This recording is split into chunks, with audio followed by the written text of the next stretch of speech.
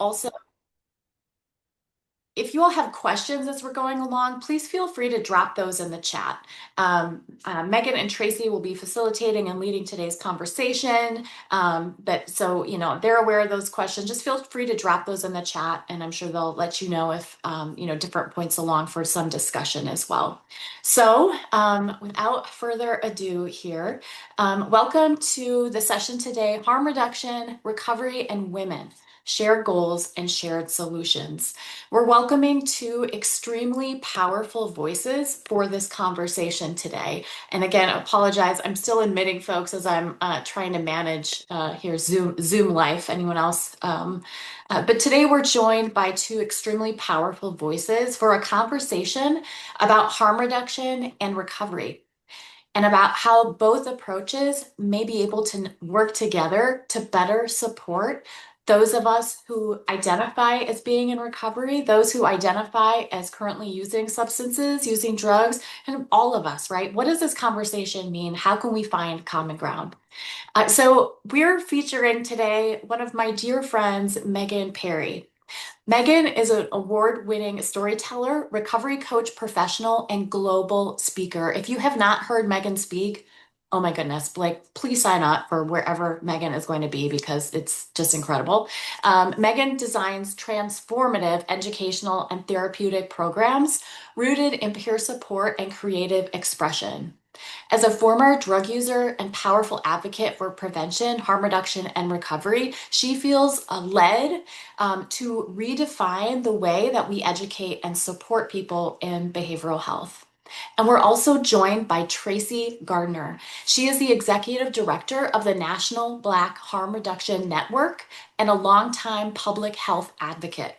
With over 30 years in public policy, public service, and community work, Tracie is a leading voice on substance use, incarceration, and the health of Black communities. Appointed in 2024 to New York's Opioid Settlement Fund Advisory Board, she continues to shape equitable, community-centered solutions. So now I'm going to turn things over. Let's welcome Meghann and Tracie.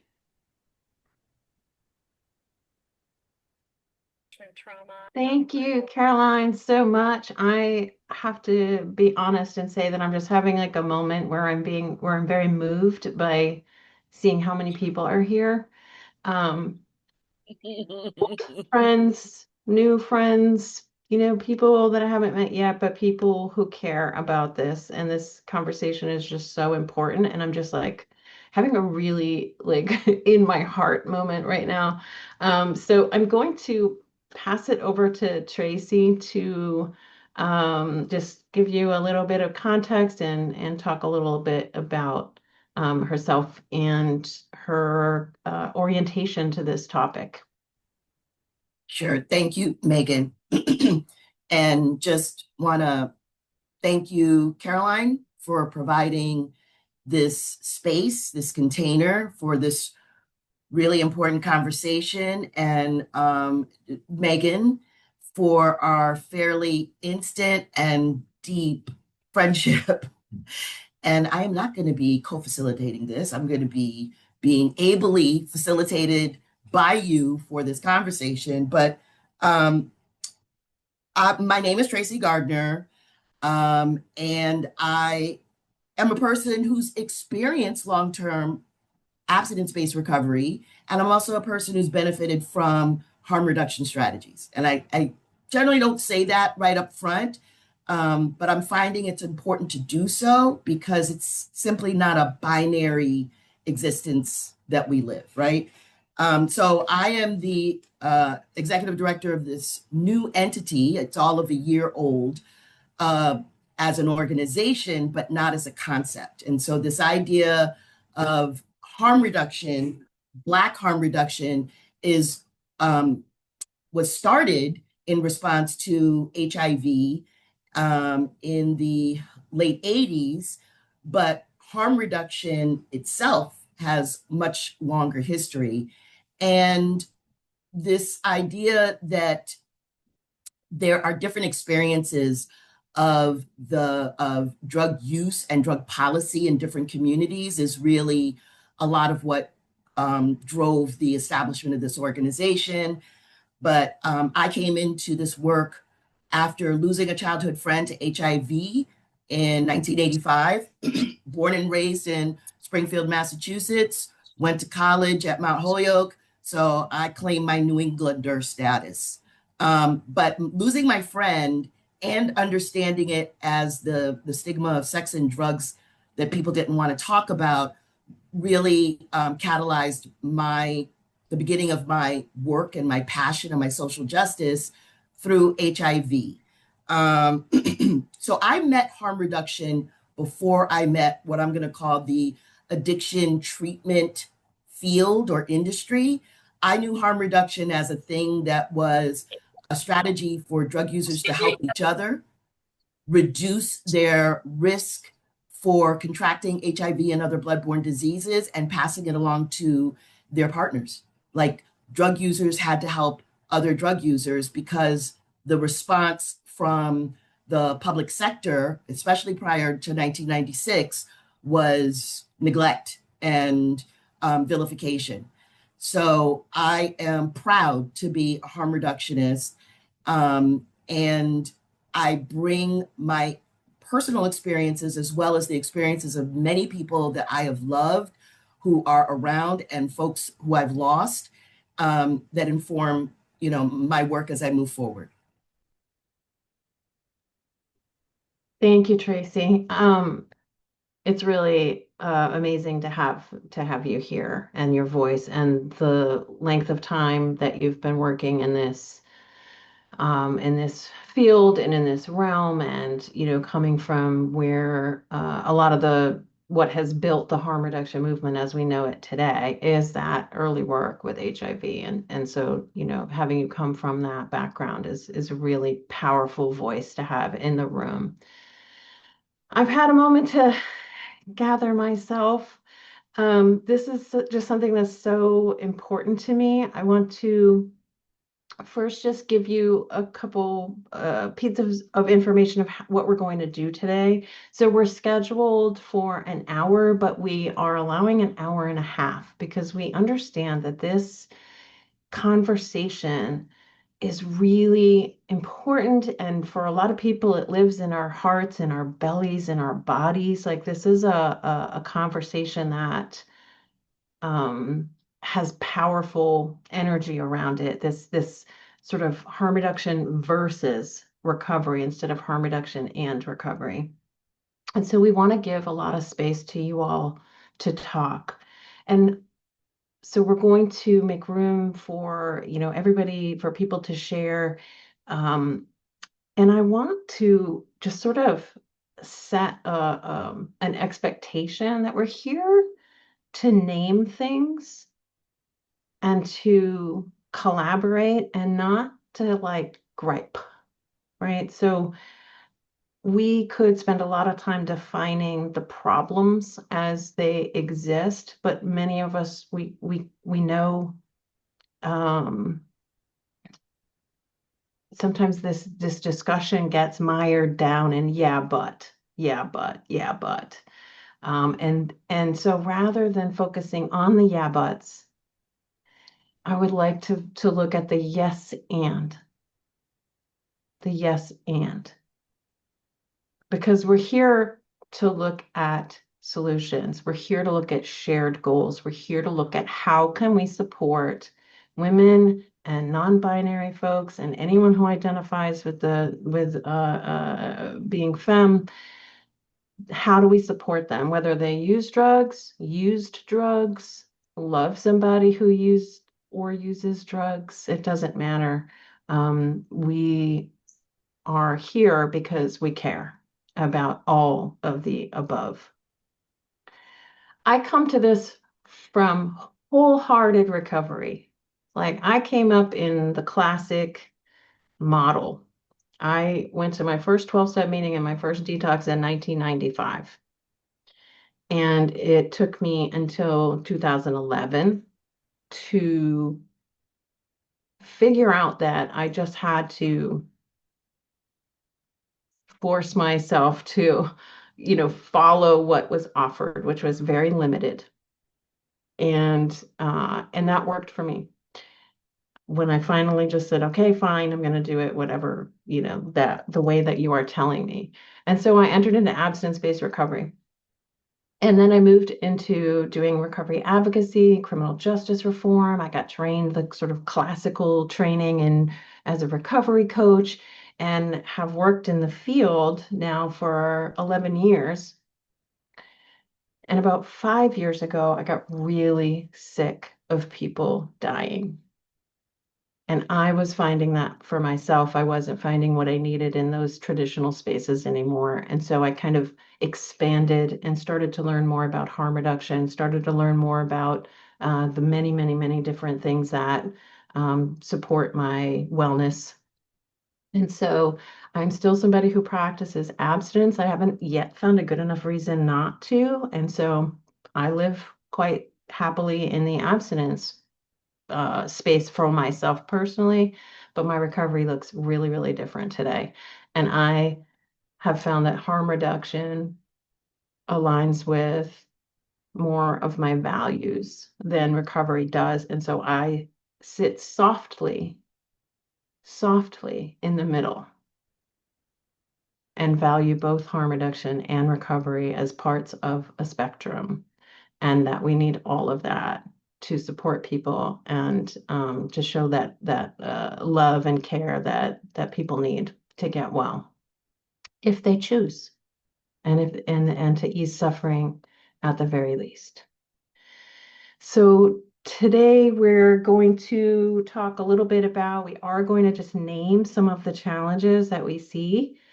Tracie and I will share a little bit about some of those challenges, and then we're going to turn it over to you to talk about where we align, where we see shared goals, shared values, and what that can look like. So, Tracie, do you want to share some of it as in your experience? Where are some of these challenges? Where are these points that we kind of bump up, harm reduction and recovery bump up against one another? Well, so it's so hard, an hour feels so constricting, and I definitely want to do more listening than talking. But I will say this, in my time in working with and around people who use drugs and the systems that they interact with, and that, I'm a proud customer of 12-step, and my family is primarily from my 12-step experience, my extended family, and that I often say I benefit from abstinence-based recovery even when I'm not in it, right? And so I want to start that there, because the vilification of each side just makes things so hard. And recognizing that the idea, the notion of addiction and drug use and drug users has evolved generationally, and also as um, as we've progressed, and sometimes we regress. But for the most part, we all know that there was very little to offer people who had problematic or who were struggling with chaotic drug use. And I not just include alcohol, I emphasize alcohol. Like more than 60, 70 years ago, there wasn't much for them, right? And this idea, even when I think about, because I have a friend who today has been struggling with her alcohol use, has been in DUI court, and they're demanding, it's required that she go to an AA meeting. And that's great. No, because that's not treatment. That's not treatment. And they're not making it a choice. For me, this is about choices, including you get choices as long as you're alive. You get options as long as you're alive. So, this idea of telling people if you need to do more research, or this idea of you being, I don't like the term clean, but clean or dirty, or whether you're on medication that's FDA approved for people with opioid use disorder or not, that we close the door on the very people we are organized supposedly to help, and that we have hurt people by closing those doors, right? So we learned, especially during COVID, that the opposite of active addiction is community and connection. And so I'm always interested in the ways in which we create relationships and community and support for one another, because whether somebody is using drugs or not, drinking, it to be connected and not rejected when we have a whole history and system built on moralizing people's use of substances is nuts. And of course, we can always substitute drugs and alcohol for sugar, shopping, sex, but we really don't, right? We really don't. The other piece is because I went to all girls high school, all women's college, and I have so many women in my family, I think we asexually reproduce, is the experiences of women and non-binary people in the addiction and all too often the criminal justice system, right? They're unfortunately linked in many cases, is so different. Male is the default setting. And I saw that in harm reduction in the early 90s when it was being advanced and, we were trying to save lives, but it was never safe for women to go to syringe exchange programs. It was never okay for women to be practicing harm reduction and, like me, have a family court case and be able to negotiate access to my children. My family court judge ruled, and even when she suspected I was thinking about using drugs, she would add on the time in which I had supervised visits with my children, my own children. So that is the other piece, is that we need to understand that this field, if you will, is gendered in a way that hurts us, that people with children who are pregnant or parenting children have so many barriers and enforcements on them that don't create pathways to health and well-being. And if we're moralizing or we're just making judgments about the person's whole self based on this thing that they do, we don't have a system that asks why people use. And that is what I think we'll look back on later and see how medieval we have been in our approach to people with what I call health issues of the mind.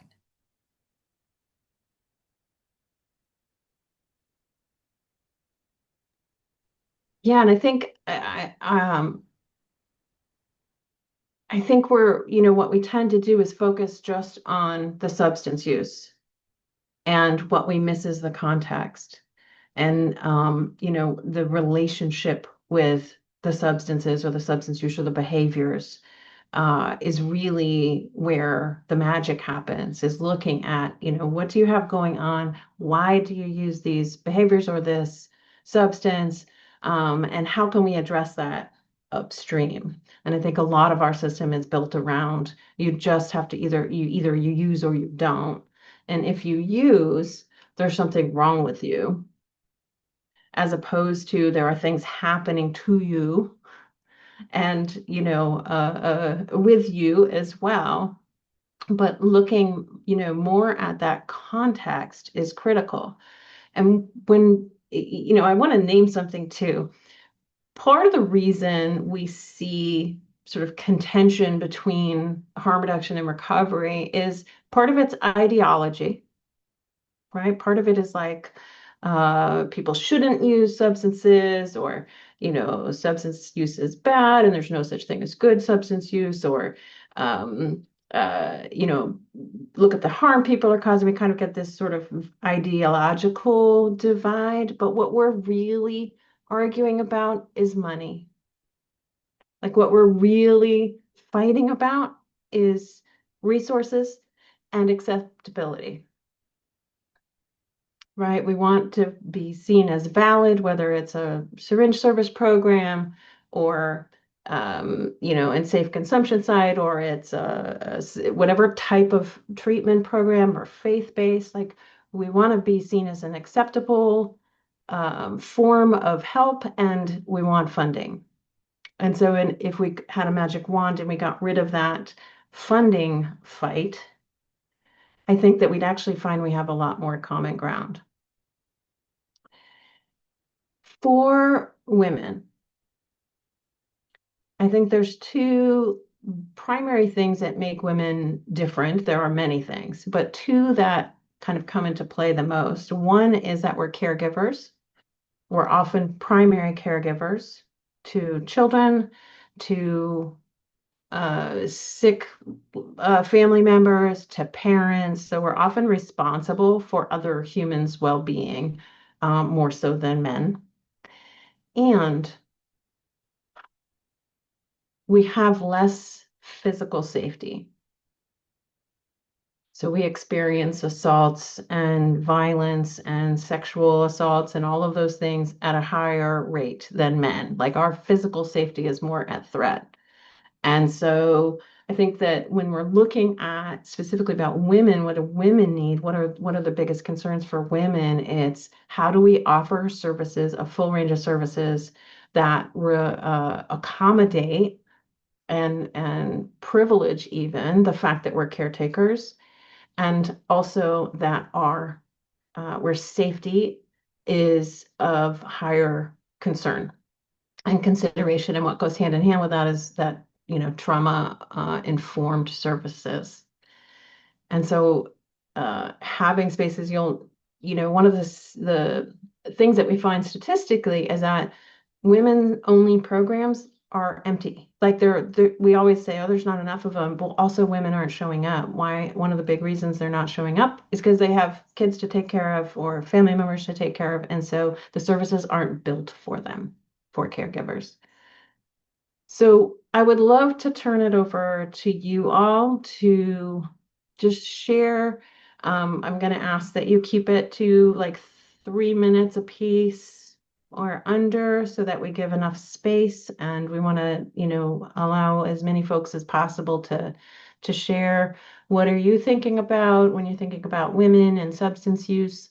About harm reduction and recovery, and where do you see the alignment for those three things? This is, as far as we know, the first conversation that is about specifically harm reduction, recovery, and women and non-binary folks. Or it's the first one that I've seen in a long time that is really intentional about the intersection of those three. So please go ahead. We'd love to hear from you. You can raise your hand or come off mute and share. Go ahead, Angela.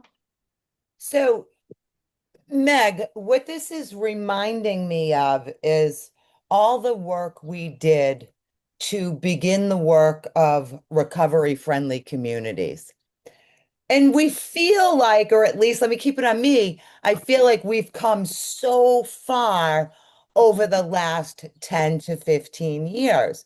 But now, as I sit and I hear both yourself and Tracie speak, I'm thinking heavily about where women fit again, more individually, harm reduction and non-binary folks. And my first thought is we have to start from right here and stay consistent, right? And rally in those same ways that we did for quote unquote recovery as a whole from substance use addiction. I mean, thinking about things like, remember when the anonymous people came out back in like 11 or 12? Maybe it looks like we rally in that fashion so that people start to notice, like, hey, what about this? But I'm here to learn, I'm here to rally and to speak when and where appropriate and really to advance my learning. So thank you to you and Tracie and Caroline for creating this space. Thanks, Angela.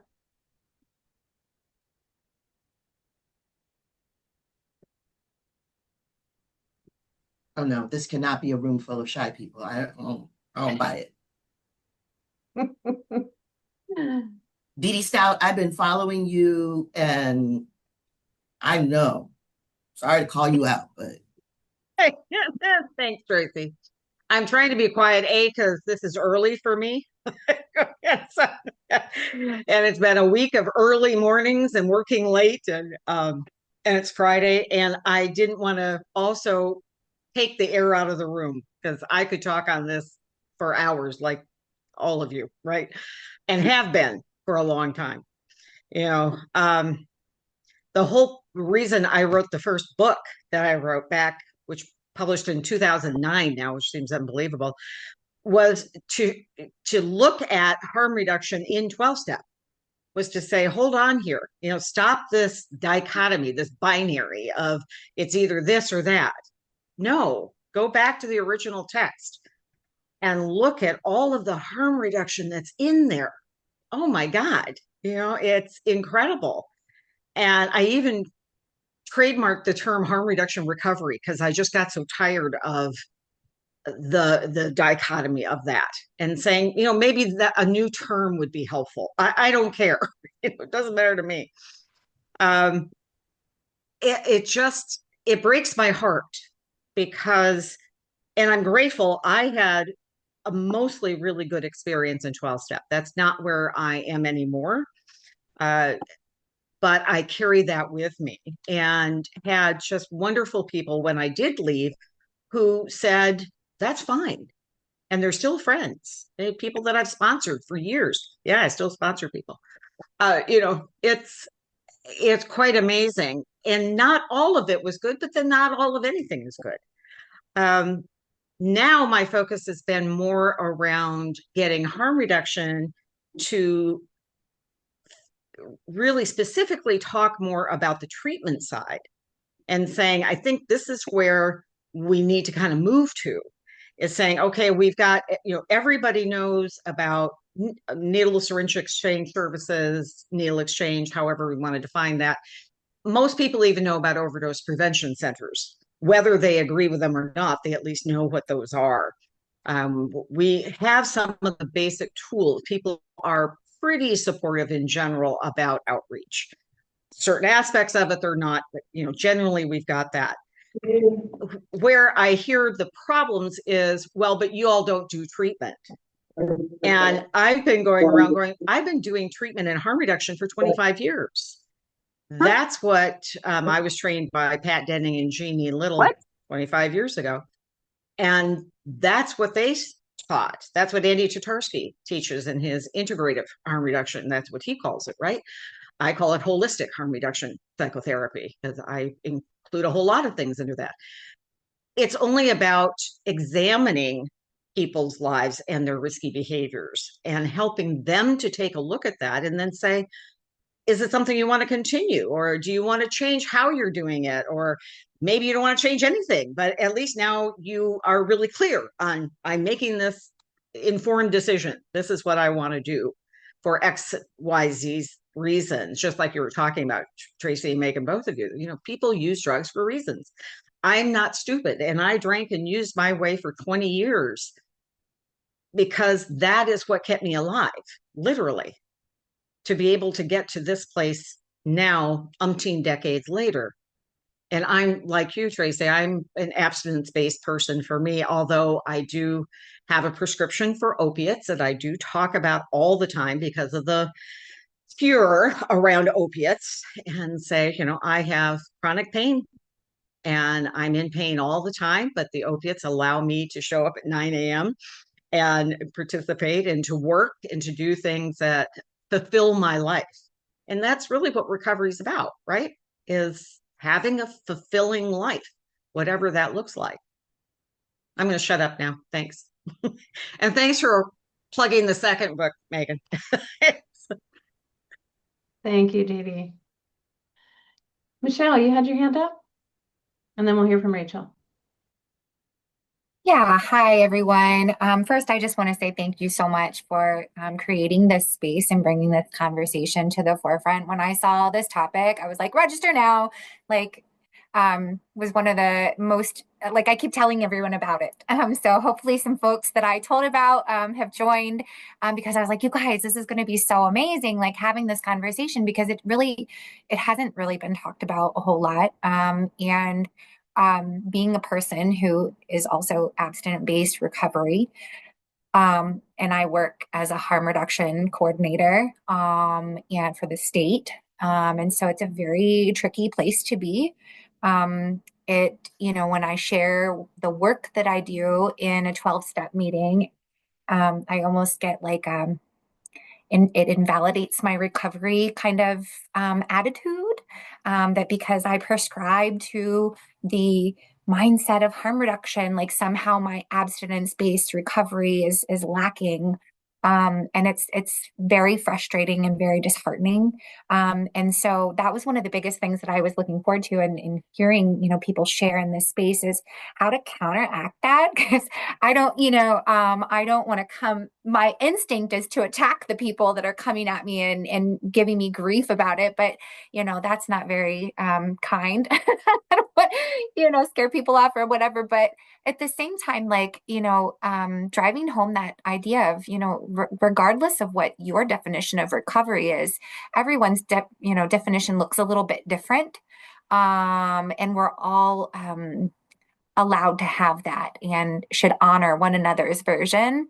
It's not nearly as difficult in the workspace. When I share with folks in the harm reduction work that I do, that I'm a person in recovery, like I don't get the same reaction, like they're like, oh, that's cool, so accepting and so embracing. And I just, the more I can learn about how to break down barriers and silos between the two groups is paramount. And like you mentioned, boiling down to money.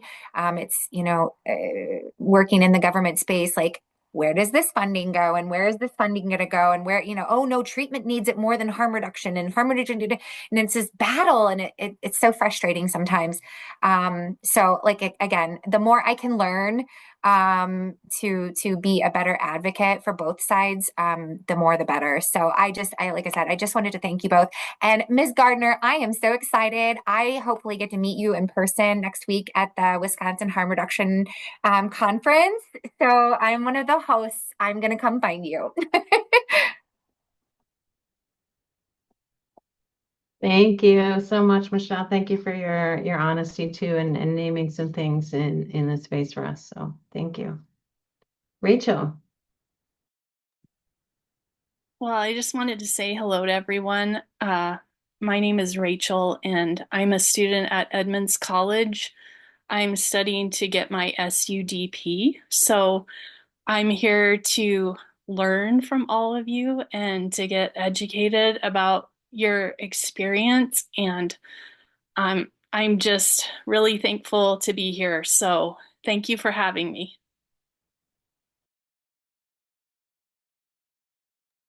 Wonderful. Thank you. Thank you, Rachel. We're glad you're here.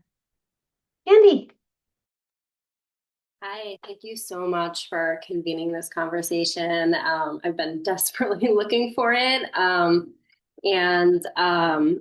I've had similar experiences to you, Meghann, where losing people that I care about in abstinence-based recovery has led me to practice open-mindedness that I had been taught about for years and kind of shift my perspective and move into harm reduction as a movement. I really appreciate you framing this conversation about like naming kind of some of the problems, but being very solution focused. And I guess a question I have for both of you or others who are far more experienced than I am in the room is, I think, well, your question was, where is their alignment? And I think something that I've noticed that I can name is when that conflict emerges is a philosophical conflict where there's supremacy, like this way of being or living or engaging with substances is the way and the better way, versus is a way that can help people. But I think that where there is alignment, you named caregivers, and that can be parenting, that can be caregiving for individuals. But what I have observed among people who, like myself, happen to be in abstinence-based recovery, who maybe are people who use drugs, and are in harm reduction spaces, is wanting to be caregivers of community, and wanting to take care of one another collectively. And I feel like the conflict maybe emerges as a protective response, a misguided protective response of wanting to be protective of those who have helped them and who are helping others. So I don't know, I guess like others, I'm here to learn and curious how you've navigated bridging those gaps, those philosophical gaps, and kind of encouraging others to recognize that there are many ways of being and helping and caregiving. Trace. I can't find my raise hand function. That's so weird. I just want to share something that happened to me. I came into, again, abstinence-based recovery in 2008 after being in and around 12-step since 2002. So it took me that long to pull together 90 days. And this horrible phrase of chronic relapser followed me like, bad fart smell. And it was just, and I saw, how people looked at people who were chronic and who identified as chronic relapsers, right? And then, so from 2008 until 2020, as they would say in one of the practices in one of the fellowships, I experienced all the benefits and the promises, big time. And then in 2020, I found it necessary, not just because of COVID, but for a variety of reasons. And the shame and the rejection, because I started counting days again, and then uninterrupted sobriety until 2022. And then I found it necessary to use again. And the harm reduction folks probably kept me alive. And I say that because I had an old head, bleeding deacon, whatever you want to call it, actually grabbed me nicely, has seen me since I came in 2002, and literally said, "What is going on with you? You're a Black woman. You shouldn't be acting like this." And I said, "Like what? Like an alcoholic? Like a drug addict? What are you talking about?" And he's like, "No, too many people look up to you. You shouldn't be doing this as a Black woman." If this didn't happen to me, I would have said, "Bullshit. This did not, no, nobody said that. And if they did, they need to be punched in the mouth." I love this man. And I grew to love this man because he was so supportive. But what it made me realize is it's conditional love. And what Andy spoke of just now about it's a dominant, the supremacy of this is the way. And if you don't do it this way, you don't get to be loved. You don't get to be in the center. You're like a cootie, right? Folks in 12-step would not talk to me if they thought I was under the influence. Call me later. Well, I could be dead later. But the harm reduction folks stayed connected to me.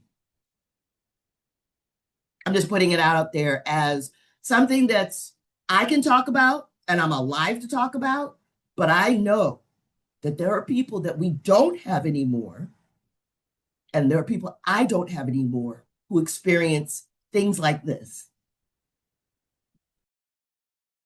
Thank you, Tracie. I think I love that caregivers of community because we tend to be, and I don't speak for all people who identify as female for sure, but we tend to have that desire to nurture, care, give, right? Love and care for others. And I love that idea of applying that to community. And I think that some of what we say is what Tracie's saying, of a withdrawal of community based on what your struggle happens to be, or that you're not being successful in, the ways that we see.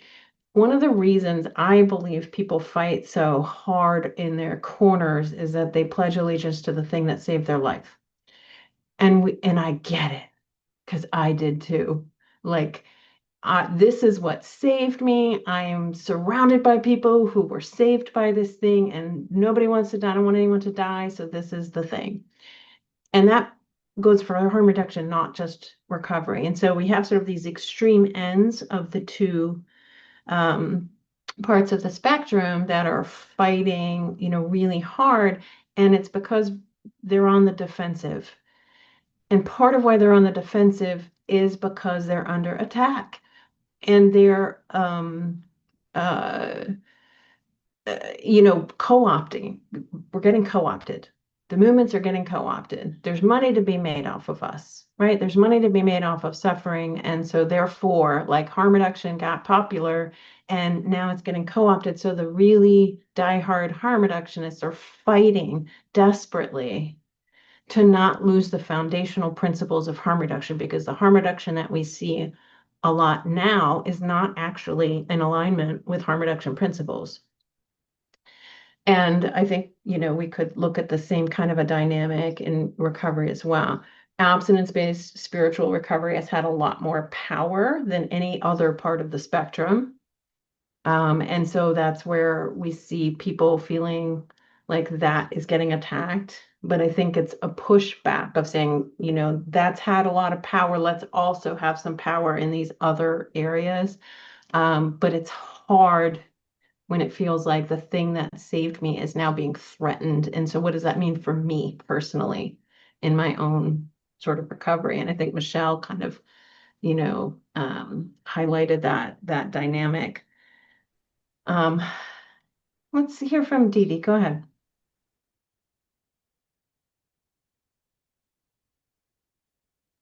You're muted. I know. I'm so used to being in charge. Sorry. It's, first of all, Tracie, back to what you were talking about, and that idea of the shaming that can happen.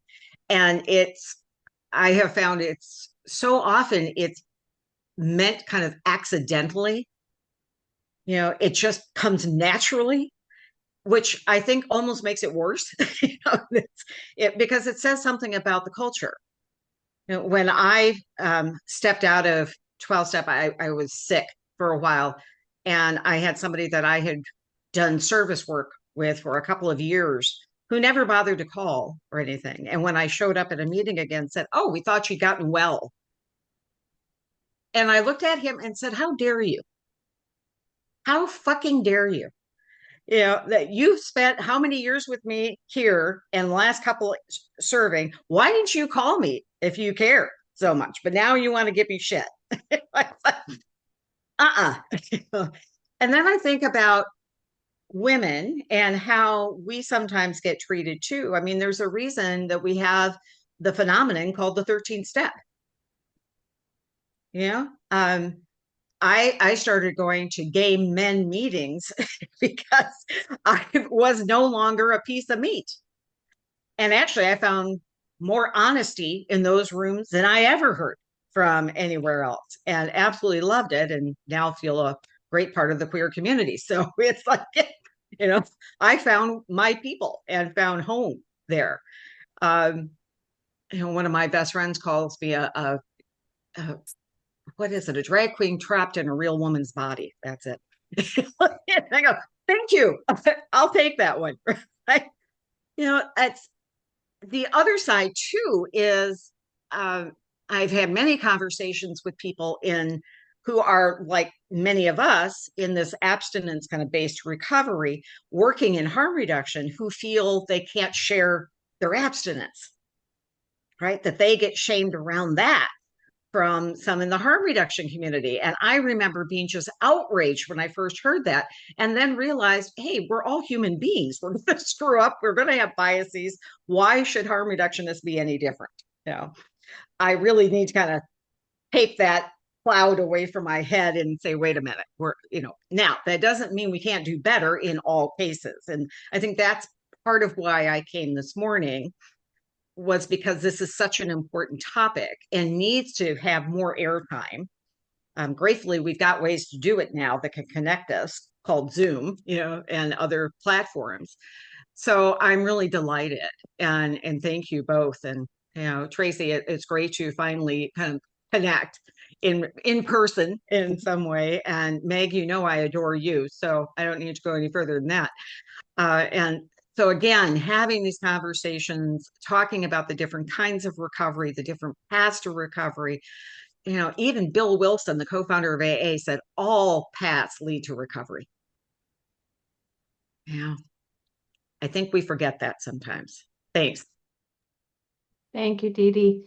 And I just want to name too that not every substance user needs or wants anything that's called recovery or what we conceive of as recovery, and that we love them fiercely and unconditionally, regardless of their relationship with substances. And that's one of the places where sometimes the recovery side of things gets more kind of a little bit of that supremacy thing of assuming that all people who use substance should or want something that's named recovery. And I think one of those shared places that we can be is in just wanting to lessen suffering.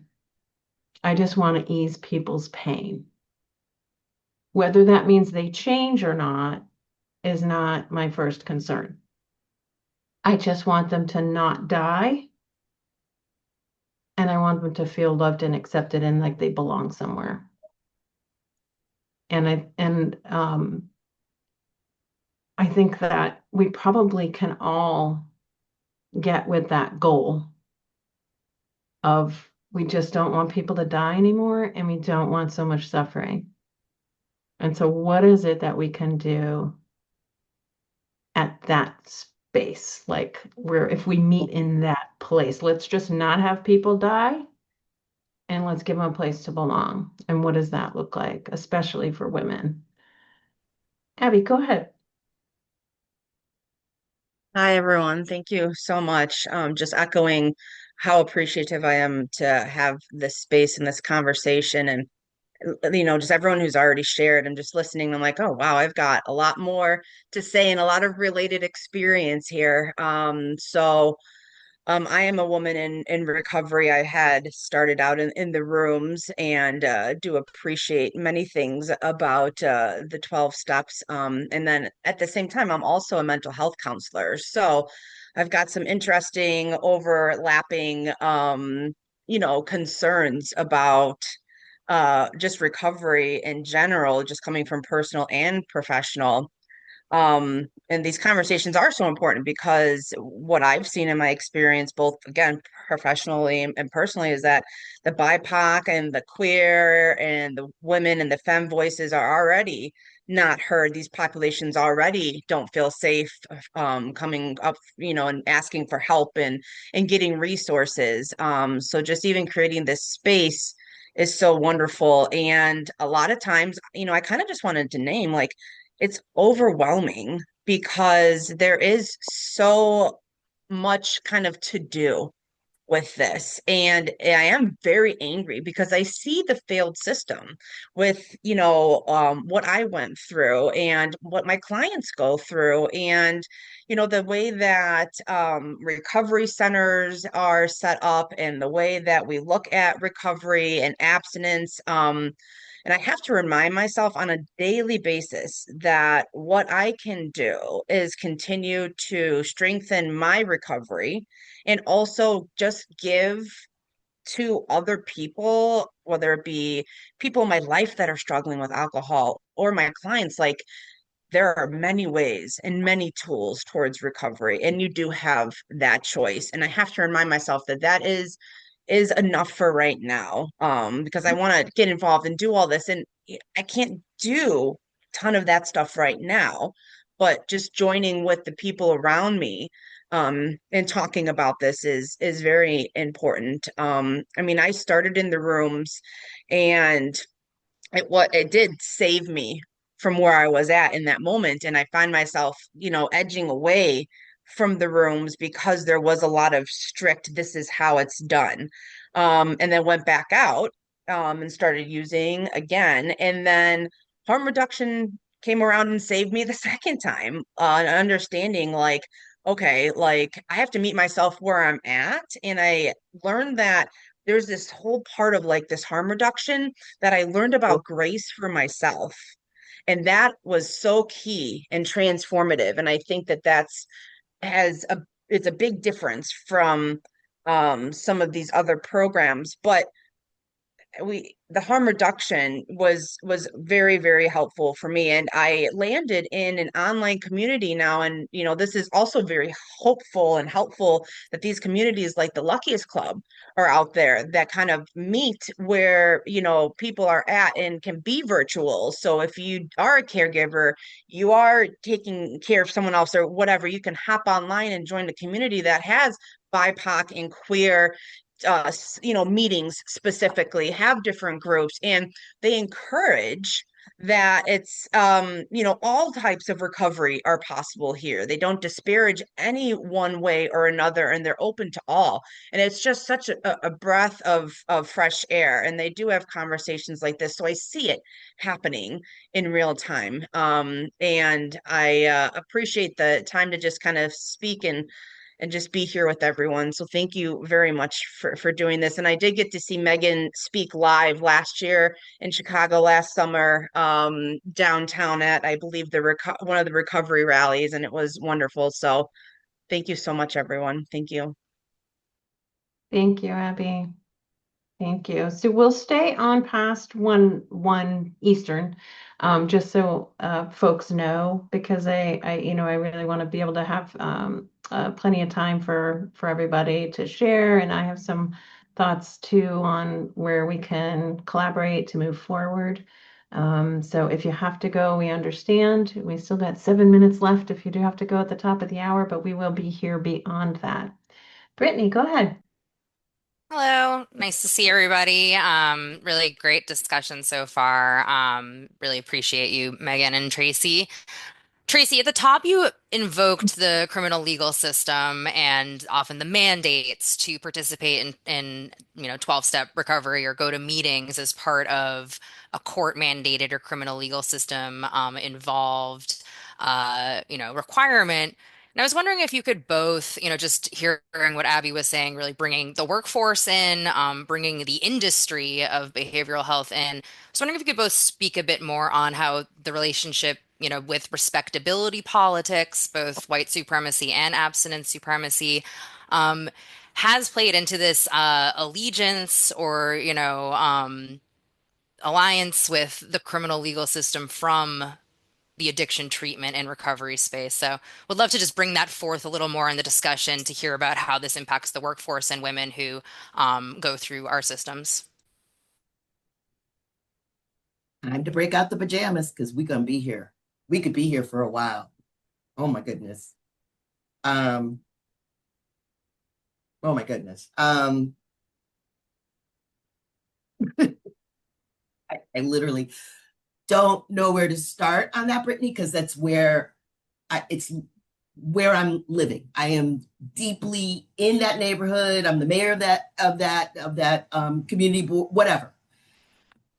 I will say this. So I'm working. I have a project that I've been funded to work on that's looking at the New York addiction treatment system, which is the oldest in the country, and it evolved from the war on drugs, no matter how you feel about it, because New York had, it's state specific. So New York came out with the mother of mandatory minimums that built this system. So for those who weren't nonviolent drug offenders, that's where we put them. that's and that's where drug courts and that's where alternatives to incarceration came from. But that's also where the foster care system and child welfare and all these other kinds of harmful interventions, because particularly for women, and it certainly was my experience, everything is a nail and all they've got is a hammer. And the hammer approach to people with substance use disorder, right? And that's just a phrase that we got together right before the ACA/Obamacare. It's still very hard to disengage these two things in the mindset. The parents that I talked to during the height of the prescription overdose epidemic, who were being told to have their children be arrested and put into jail so the judge could mandate them to treatment. I just, yeah, you don't want to get me started on that. And again, that term supremacy, right? The supremacy of these books that were by and large written by men. There's a reason there are women-specific meetings and LGBTQ meetings. And also for me, my connection to 12-step has changed with the emergence of BIPOC meetings, because race is not an outside issue for me.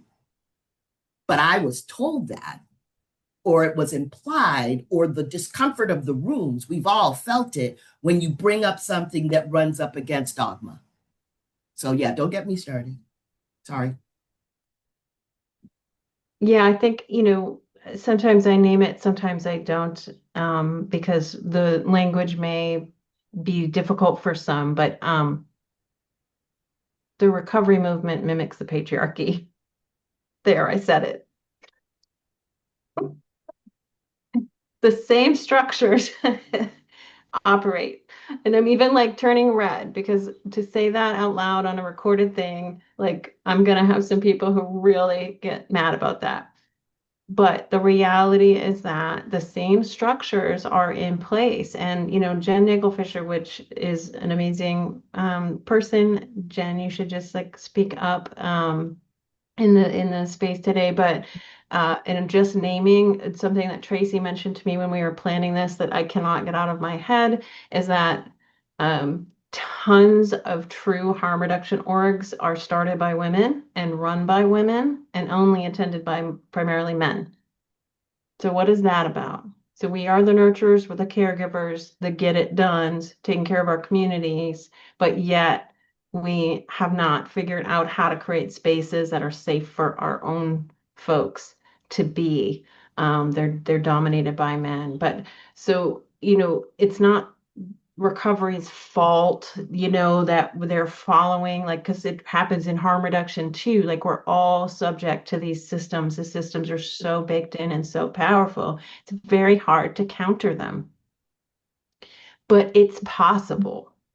It is possible to kind of, to use, again, language that not everyone's comfortable with, but I don't know a better way to say it, to sort of decolonize, right, are to take money and profit out of, and power seeking, like let those not be the number one forces that we're working with. Let love and community and acceptance and hard work and, meaning like just sticking and going in the grit and all that power that we have together. Let that lead us more so than this fighting over resources, fighting over who's in charge of things. But Jen really did a great job in the chat about talking about divide and conquer, which I talk about all the time, is they want us to fight with each other, because then we're not fighting those who are denying us the resources and care that we need. I need a breath. I want to just name one other thing, and then Tony, I'd love to hear from you. We have this kind of dynamic of heroes and villains. We love redemption stories, and the way that we storytell about substance use pitches those who have overcome, right, and substance use challenges and who are in recovery as heroes. And when we do that in our own storytelling, we're making the substance user a villain. And so when we kind of have this binary of substance users bad, people in recovery good, and we do this ourselves. I did it for years and years and years of like, yay, I overcame. Look at how strong and powerful and miracle and, all of that. But what did that mean? That meant that I was villainizing my former self as bad. And that paints all substance users as bad. So when I talk about my past, I'm talking about someone else's present. And so getting out of that idea that there is something inherently bad about using substances and the people who use them, and that there's something heroic about recovery, that binary. Okay, Tony. I really don't have a whole lot to add, but Meghann, the first time I saw you was at a Women for Sobriety last year. It was marvelous. Thank you so much. I just do want to put out there that there is Women for Sobriety. It is a women-led organization. It is 50 years old last week, started by Jean Kirkpatrick 50 years ago. We honor all people who self-identify as women, period. That's it. And if you have a situation where you need to address an addiction problem, it's a great place to go. It's very inclusive. But what I notice, and my journey before this last 6 years of sobriety that I am currently enjoying, 40 years of every other available opportunity in the recovery space. Like you were saying, led by men. And I just felt like in a lot of those rooms, it was just another form of victimization. And so for me, I found a good home at Women for Sobriety. And I also keep my toe into my 12-step program. I also love to do these seminars, every other thing. But I'm also blessed that I'm in retirement. I'm 72 years old. I don't have to make a living right now because I made a really good living. I can retire and I can dedicate a good amount of my time to volunteering for Women for Sobriety, for AA, for any other place that I need to go. I find it is a lot like in the recovery rooms, almost like trying to find a church to go to. Everybody you talk to, well, this is the way, this is the only way, and this is how you're going to do it, or you're going to fail. That just never worked for me. That just never worked for me, especially in the patriarchal modality where you have to show up and start being compliant from the get-go. Compliance was never a strong suit for me. So, as to your question about where can we meet to support each other, it's all over the place. It's all over the place.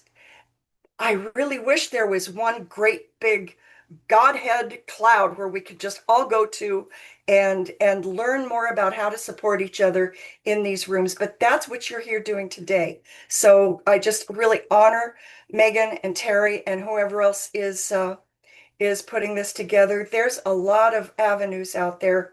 And as long as you're striving forward and not falling behind, it's considered progress. And one of the things that I try to do in my life right now is to not look at things as good or bad. And when I find myself being in the, oh, this is really, really good, or this is really, really bad, I try to go, okay, well, how about if we look at it more neutrally? What if I just don't go into judgment on it? What if I realize that these people, whether they resonate with me or not, have great intentions? And so accept it with the heart that it's given, and then which is something that's been really hard for me in my lifetime, let my silences speak volumes. Thanks, Meghann. Thanks, Terry. Tracie. Thank you, Tony. So solutions, goals, things that we can work on together. I mean, I have some ideas, but I want to hear from some folks. Tracie, did you want to? I love the chat. I feel like a lot of resources, because I swear, you get folks together and we get a table and we always do this, right? Like I am learning about women in sobriety. I did not know that organization existed. At first, of course, I thought you were talking about Jean Kirkpatrick, the foreign affairs person, but or Caroline Substack. So that's the other thing is, please, can we save and share the chat, because it's got a lot of really good resources, and if we could extract the resources, that would be great.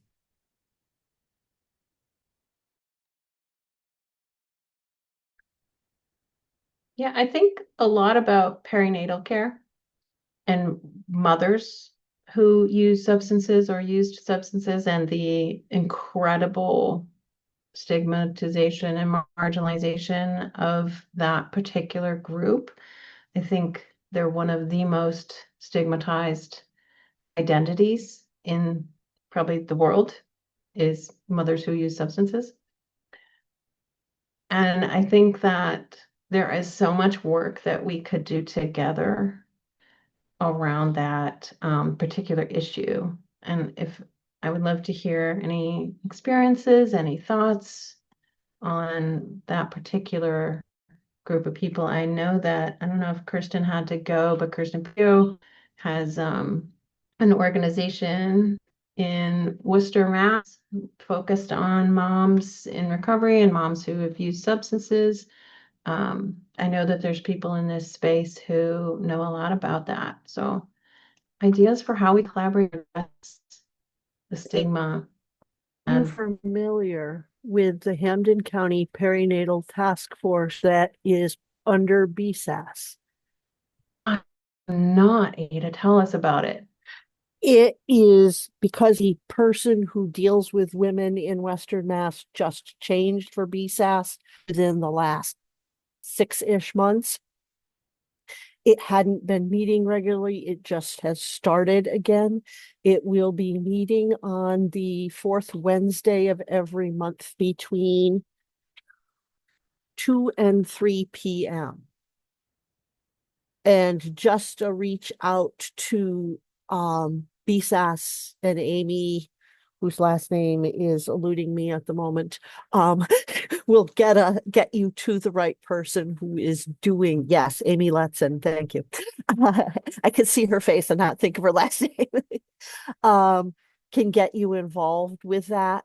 There are I sit on that committee. There are a lot of people from a lot of different agencies. Yes, the majority of the people in the room are looking at abstinence-based, but at least me, as both a recovery coach and a certified lactation counselor, do not look at that in any way, shape, or form that way. I'm the person who put up, yeah, I'm working with someone who has changed her diet. That's where she is in recovery. And to me, that's recovery. She's making positive changes in her life. That's recovery, the bottom line. It can go to anything else she wants, or doesn't have to address anything she doesn't want.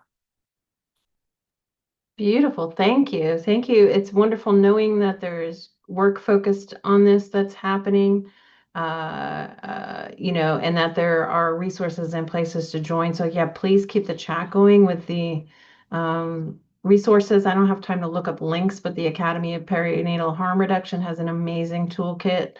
I'll have an article, an essay coming out in Health Affairs Journal coming, and they have a special issue on opioids in October.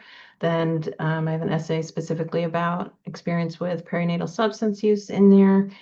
Please keep putting those things. I see Dee Dee put an article in there. And Kirsten, let's hear from you. Hi, everyone. I'm so glad to be here and be able to listen to everything that everyone said. And yes, I feel like moms, I completely agree, are the most marginalized and stigmatized group of women, especially when it comes to using substances. And I guess the one thing that I guess I would just add is, you were talking about Meghann, not having the women's programs full of people. But I would just kind of like to note that the programs that are full are the family programs where women are able to have their children. They are full all the time. Um, and it is a huge barrier for moms to get to treatment. Um, I will bang this drum till the end of time. We need more resources for families, because even if you are in a position where you are able to go to treatment, where you're unable to have your children to a 6 or 9 month program or whatever is out there, then what? I am really, um, adamant that we are giving families support for longer than 6 months. I think my biggest gripe with the way that the current system is set up is I don't know about anyone else. I'm about to celebrate 5 years tomorrow, and I'm still figuring it out. I'm still getting it together, right? Am I living paycheck to paycheck anymore? No, like there's so much growth and so many things I've been able to do over this past 5 years, but it takes a long time to rebuild your life. And when you're trying to do that while parenting and caring for little ones and all those things, um, I feel like people just need more support for longer periods of time. So this like family supportive model where like yes, you're pretty much living independently with a little bit of assistance, but you still have that support and like maybe some case management stuff along the way. I think that's really like the biggest change that I would like to see is having more supports for longer periods of time. Because you're changing everything about your life, not just your relationship to substances, but it's so much deeper than that. You're healing your trauma, you're, trying to get yourself better, but also learning how to be a parent without the use of your old coping strategies, using substances, etc. So I think it's so much more, but I think those family supportive spaces where families are able to recover together is really like the biggest thing that we need, more of, in my opinion. And I just want to thank everyone so much for their input today. This has been a wonderful conversation, and I'm so grateful to be here and hear all of you. So thank you so much. You don't need to wait to be called on, Tracie. You go. Oh, okay. Um, I think I want to just weigh in on the what I would call the perinatal issue, because it includes from pregnancy to postpartum. And that is why the rate of maternal deaths related to whether it's overdose or drug use is so high. We have to also name how people are treated in the healthcare system when they are identified as people who have substance use history. I just had this experience not even 2 weeks ago after some surgery, outpatient surgery, where the anesthesiologist was rude and crude, and this idea of why do I want to go to healthcare to be scrutinized, insulted, sneered at? It's these, I'm getting caught up, but the morality, the prohibition around the substance is imposed on the individual without any care about how that impacts us. So why am I not going for follow-up care after I've had this baby? Why am I not going regularly to prenatal care? Why am I showing up with all of these preventable, manageable health issues related to my pregnancy? And I'm there in the stirrups because of the attitude and just bracing myself for being able to enter into this place that's supposed to help me be better, feel better, tend to me. And I've got to hope that I get the right one, the right people who have a 21st century attitude about people who use substances. I mean, the stories of friends that I've had with sickle cell anemia who have been turned away from emergency rooms because they're seen as drug seeking, right? That's not even related to the heightened healthcare that you need and deserve when you are growing somebody inside of your body, or if you want to not grow somebody inside of your body. It's, again, sorry, I'm just going to keep calling this pajama series, right? Like, wear your pajamas and have unending, unrestricted conversation about these things, because we could come up with the solutions and then we got to talk about how we advance them.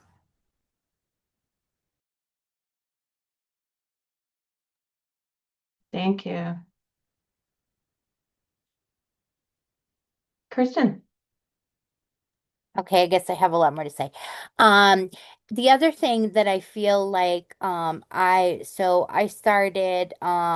really started my nonprofit with the support group for moms in recovery. And to be clear though, recovery is very loosely defined. It's whatever the person defines as their own recovery. We accept all pathways, people still using substances, all the things. And I think the biggest impact that I've seen doing that group over the past few years is women having the space to talk about the difficult topics, talking about, using in pregnancy, talking about DCF involvement, not having their children, not able to see their children, like all these really difficult things that you aren't necessarily, there was no spaces that had those kinds of conversations going on. And I'm somebody that was in that situation and really had no one to talk to about it. And it's really just been like a beautiful thing being able to provide that space for people to have these difficult conversations in a place that feels safe and feels brave. Um, and, that's something that I'm just truly grateful for. And I really think is such a need. Because these are things that are so taboo and stigmatized, in the general world, right? And even in our own recovery communities, very stigmatized, right? And I'll be the first to admit that before I was in that situation myself, that I absolutely had bias, before I ended up in that place myself. So just giving people the space to have these conversations, I think is really important as well. Yeah, yes, and thank you for naming that. We do it to each other. Like we are stigmatizing each other. And the way that we talk about women who use substances during the perinatal period, we are some of the strongest stigmatizers in the recovery side and even in harm reduction too, because there's nothing I would implicate the recovery movement in and not say that there are folks in harm reduction doing similar things or in a different way, but right, because we have to hold everyone accountable to the ways in which we're working against ourselves, and not just one or the other. And again, getting out of that binary of versus this one versus this one. But we all, I think we can be united around this goal of that the babies and the children matter. But what happens in some spaces is that that's all that matters. And the mom's not even, the pregnant person isn't even a fact. Like no one cares about them. That all of the services are simply about taking care of the baby. And it really ignores how critical the dyad of the person who gave birth and the person who was given birth to, how critical that relationship is. And you can do everything in the world for the baby.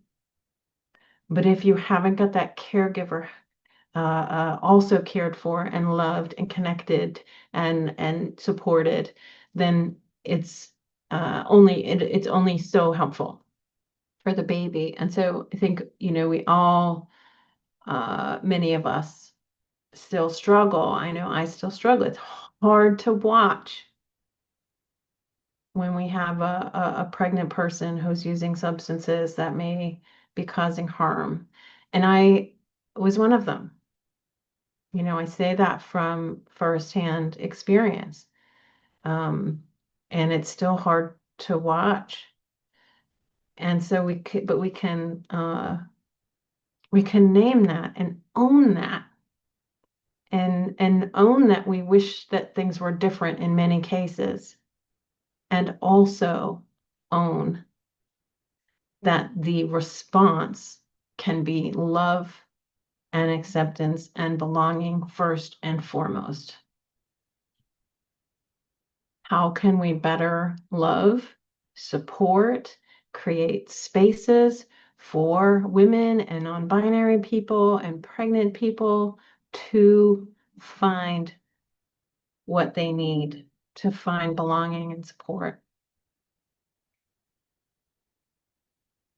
So I put in the chat there what are some things that you want to do?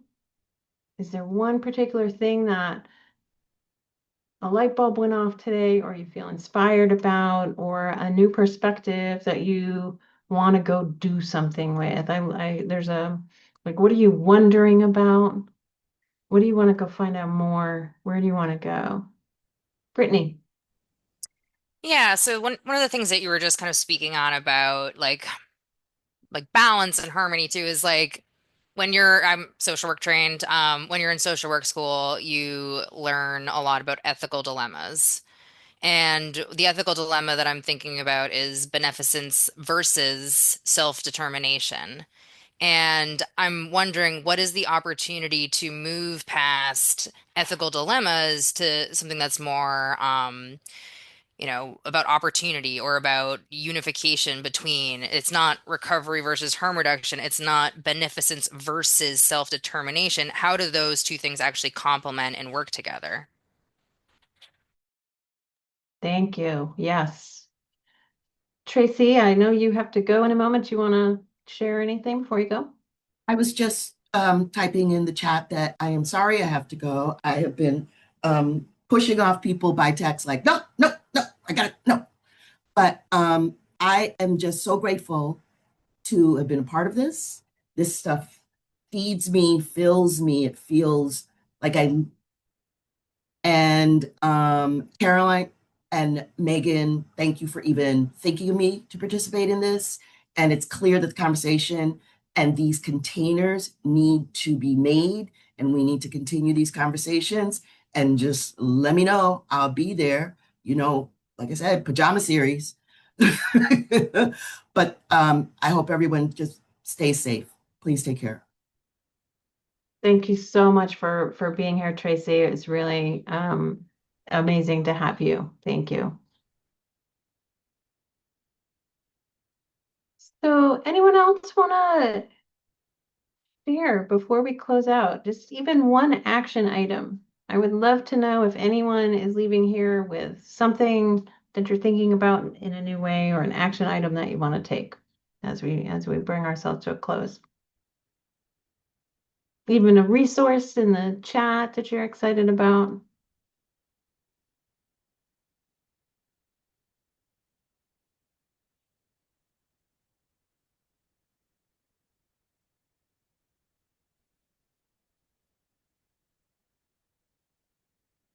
Yeah, yes, more. So keep leading meetings on Zoom for Women for Sobriety, doing more of these events. Love the idea of decolonizing recovery. I'm here for it. I love that, Abby. Name supremacy cultures for what they are, from Brittany. It's a little scary times to do that, but it's, those of us who have a little more safety and security are the ones to be naming it. Continue the conversation everywhere and anywhere. Abby, love each other where we are. Caroline, Dee Dee, it's scary, but even more important to have these convos. Yes. Yes. Step up everywhere we can.